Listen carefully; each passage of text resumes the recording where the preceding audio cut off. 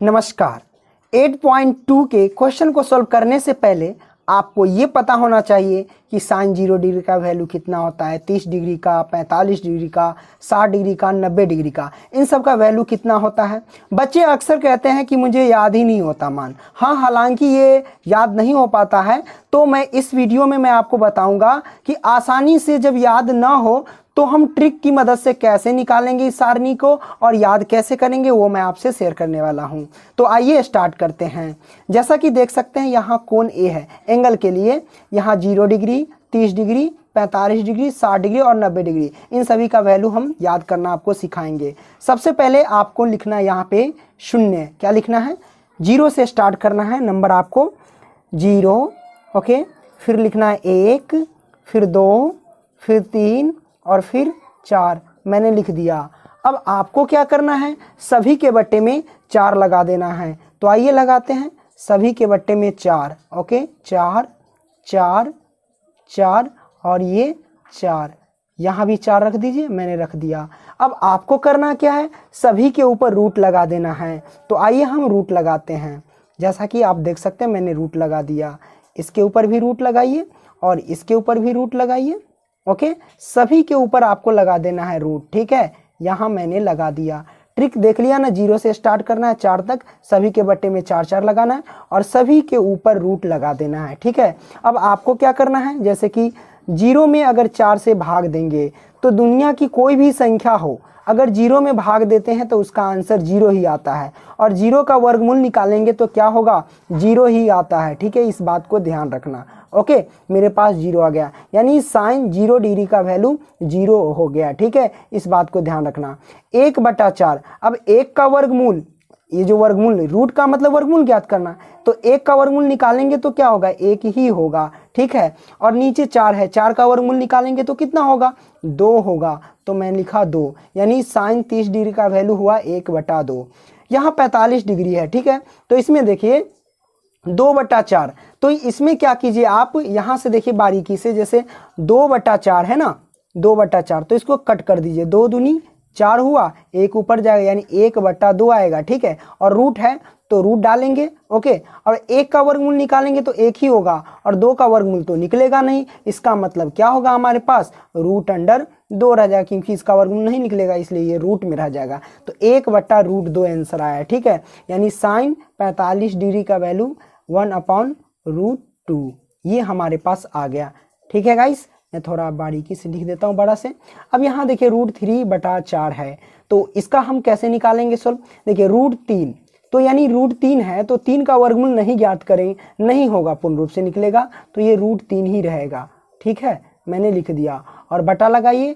4 का वर्गमूल कितना होगा, 2 होगा, तो हम लिखेंगे 2। कहने का मतलब कि साइन 60 डिग्री का वैल्यू आया √3/2। अब आपको करना क्या है वो मैं आपको बताता हूँ। ये देखिए जैसा कि 90 डिग्री है ना, तो अब यहाँ पे देखिए 4 से 4 कट जाएगा तो 1 बचेगा, 4 एकम 4 है ना। अब देखिए 1 का वर्गमूल ज्ञात करेंगे तो कितना होगा, 1 ही होगा, ठीक है। तो इसका मतलब साइन 90 डिग्री का वैल्यू 1 आया, ठीक है। उसी तरह अब हम कॉस का वैल्यू निकालेंगे। कैसे निकालेंगे वो मैं आपको बता देता हूँ। जैसे कि इधर से स्टार्ट है ना ये नंबर, अब आपको करना है इधर से स्टार्ट करके यहाँ से लिखना स्टार्ट करना है। जैसे ये वाला संख्या यहाँ रख दो, ठीक है, यानी cos 0 डिग्री का वैल्यू 1 आया। अब ये वाला नंबर यहाँ रख दो, यानी पीछे से और आगे से, पीछे वाला संख्या को आगे से लिखते चलना है, ठीक है। अब ये बचा तो यहाँ आएगा √3/2, यानी cos 30 डिग्री का वैल्यू √3/2 हुआ। अब ये वाला संख्या तो यहीं पे मैच कर गया, तो 1/√2 हो गया, ठीक है।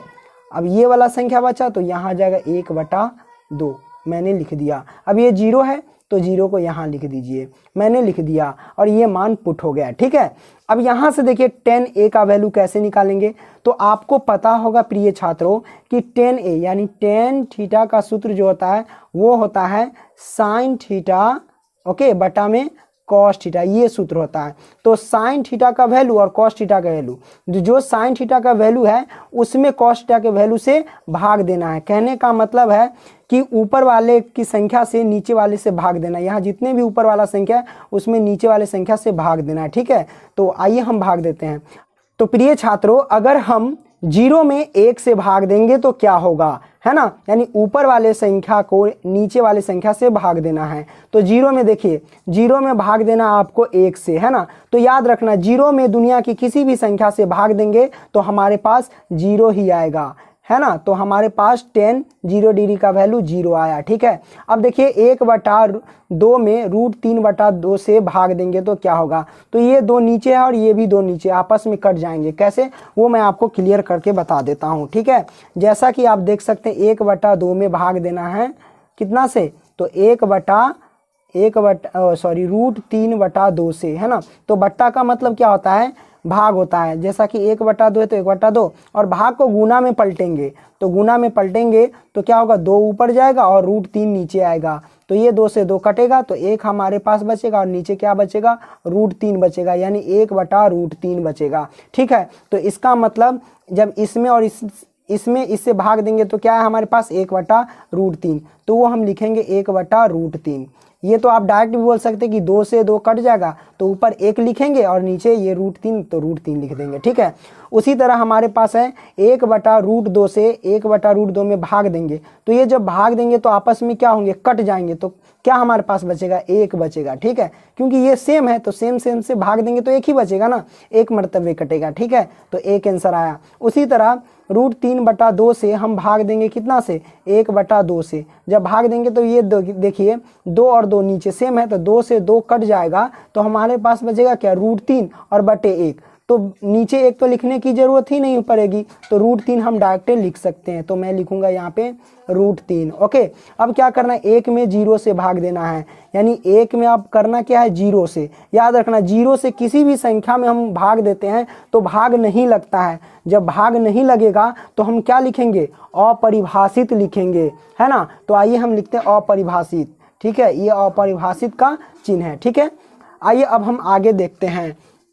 तो आगे हमारे पास है, यहाँ पे देख सकते हैं कौशिक ए, सेके और कॉटे, इन सब का मान निकालना तो बहुत आसान है। कैसे निकालेंगे, देखिए यहाँ तक आप निकालिए तो इसका मान निकालना बस चुटकियों का खेल है। आपको क्या करना है वो मैं आपको बता देता हूँ, सिर्फ उल्टा करना है। साइन थीटा का उल्टा होता है कॉस थीटा, ठीक है। तो इसका मतलब 0 का उल्टा करेंगे, तो 0 का उल्टा कैसे करेंगे, है ना। तो वो देखिए, जब भी आपको मैं बता दूं कि 0 का जब भी उल्टा करें ना तो समझ जाना कि 0 का उल्टा अपरिभाषित होता है। कैसे होता है अपरिभाषित, वो मैं आपको बता देता हूँ, ठीक है। जैसे कि 0 का उल्टा करना है ना, तो 0 के नीचे क्या छिपा है, 1 छिपा है ना, 1 छिपा होता है कि नहीं।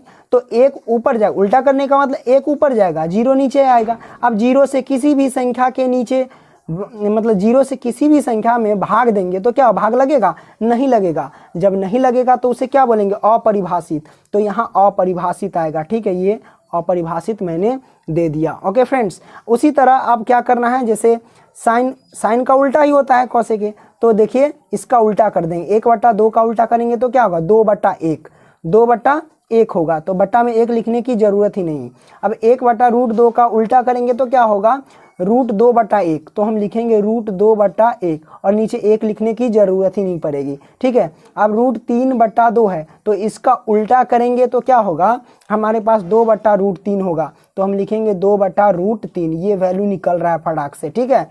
अब देखिए यहाँ पे 1 है, अब 1 का उल्टा करेंगे तो क्या होगा, 1 ही होगा ना, क्योंकि 1 के नीचे 1 छिपा होता है, 1 का उल्टा 1/1 ही होगा। तो हम डायरेक्ट लिख सकते हैं 1 का उल्टा क्या हुआ फ्रेंड्स, 1 हुआ हमारे पास, ठीक है। मैंने लिख दिया। अब यहाँ पे देखिए सेके, अब सेके किसका, यानी कॉस ए का उल्टा सेके होता है, ठीक है। यानी कॉस ए का जो भी वैल्यू है ना उसको उल्टा कर देना है सेके में। तो 1 का उल्टा यहाँ पे करेंगे तो क्या होगा, 1 ही होगा, ठीक है। अब रूट अंडर, यहाँ पे देख सकते हैं √3/2, इसका उल्टा करेंगे तो क्या होगा, 2 ऊपर √3 नीचे, √3 नीचे आएगा, ठीक है। तो 2 ऊपर लिखेंगे, ओके, और √3 नीचे लिखेंगे, ओके। मैंने लिख दिया, यानी 2/√3 हुआ, ओके। अब इसी तरह हम क्या करेंगे, एक इसमें देख लीजिए, यहाँ पे 1/√2 है तो √2 ऊपर 1 नीचे, तो √2 ऊपर और 1 नीचे आएगा तो क्या होगा हमारे पास, √2 ही तो होगा, है ना। तो मैं यहाँ पे √2 लिख दिया, ओके फ्रेंड्स। अब इसी तरह अब देखिए 1/2 है, कॉस ए का वैल्यू 1/2 है तो सेके में क्या होगा, 2/1 होगा, तो 2/1 लिखेंगे, तो 1 नीचे लिखने की जरूरत नहीं। अब यहाँ पे 0 है ना, अब देखिए जीरो है तो जीरो का उल्टा करेंगे तो क्या होगा हमारे पास, जीरो का उल्टा यानी 1/0 होगा। अब 1/0 होगा तो क्या एक में जीरो से हम भाग देख सकते हैं, नहीं देख सकते हैं, तो नहीं दे सकते हैं तो क्या होगा, अपरिभाषित होगा। ये मैंने लिख दिया अपरिभाषित। ओके फ्रेंड्स, अब इसी तरह अब बात करते हैं कॉट ए का वैल्यू निकालना।